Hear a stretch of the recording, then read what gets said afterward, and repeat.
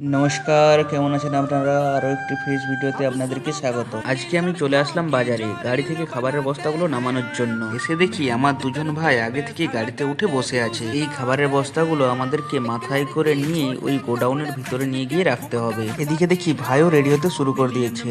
তারপর আমিও বেশি দেরি না করে রেডি হয়ে গাড়ির কাছে চলে যাই। তারপর আমি আর ভাই দুজনে খাবারের বস্তাগুলো মাথায় করে নিয়ে একে একে গোডাউনের ভিতরে নিয়ে গিয়ে রাখতে থাকি। খাবারের বস্তাগুলো গোডাউনে রেখে দেওয়ার পর আমরা ক্লান্ত হয়ে বসে অপেক্ষা করছিলাম আমাদের পেমেন্টের জন্য। এদিকে দেখছি দাদাটা আমাদের পেমেন্টের হিসাব করছে।